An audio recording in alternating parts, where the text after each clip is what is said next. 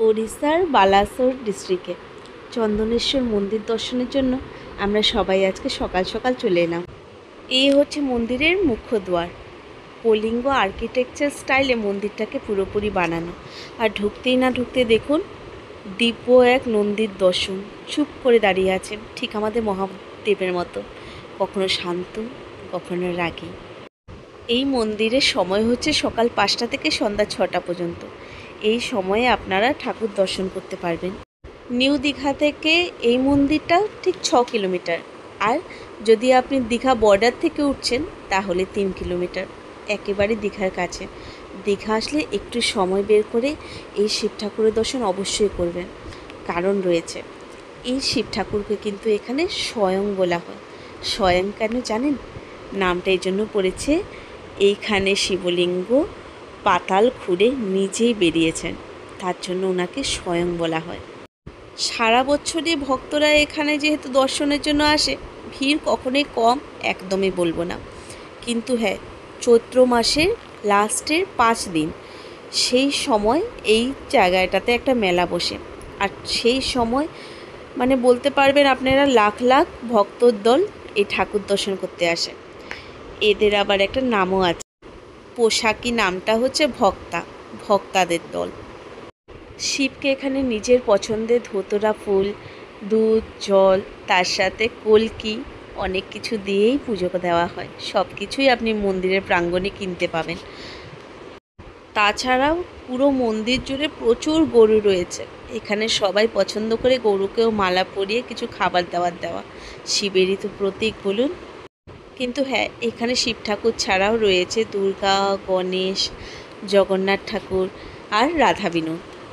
মুন্ডান থেকে নিয়ে পইতে এখানে অনেক কিছুই হতে দেখলাম, সব কিছুরই ব্যবস্থা রয়েছে, কোনো অগোছালো কিছুই নেই। চৈত্র মাসের মেলা আছে, তো মেলার জন্য পুরো মন্দিরটাকে রং করা হচ্ছে, দারুণ লাগলো।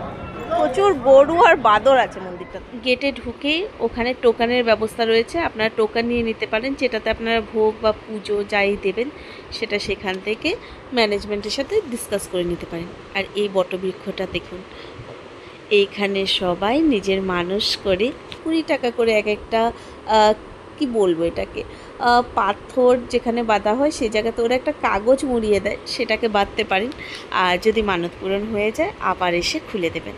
এই তো দীঘা কাছে, চলে আসবেন একটু সময় করে। মানত তো করতে হবে বলুন। আচ্ছা চলুন দুর্গা ঠাকুরটাকে দেখাই, কি মিষ্টি ঠাকুরটা না। আর এই মায়ের পাশেই রয়েছে পবিত্র ঝিলটা। এই ঝিলটাকে পবিত্র এই জন্য বলছি, ঝিলটা দেখতে যতটা সুন্দর ততটাই ভক্তি আসে, এই জন্য ভক্তরা এখানে চান করে ডন্ডি কেটে এই গরমের মধ্যে ঠাকুরকে গিয়ে জল দিয়ে পুজো দিচ্ছে। দেখাবো একটা ভক্তকে দাঁড়ানো, যেখানে আমরা নর্মালি পায়ে হাঁটতে পারছি না, ওরা ডন্ডি কেটে যাচ্ছে। একেবারেই উড়িষ্যা আসলে চন্দনেশ্বর মন্দির শিবের মন্দির, মূলত শিবের মন্দির, অনেক ঠাকুরের রয়েছে, এটা মিস করবেন না।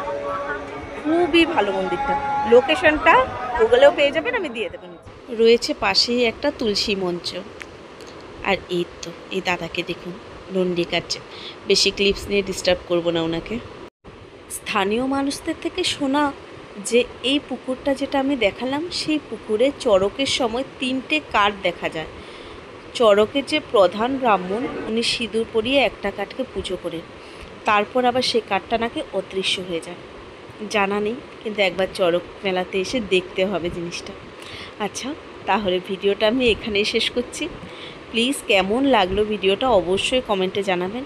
যদি আপনাদের ভালো লাগে তাহলে একটা লাইক প্লিজ করে দেবেন। আর এই লাইকটার জন্য আপনার হয়তো কিচ্ছু হবে না, কিন্তু আমার চ্যানেলটা একটু গ্রোথ পাবে।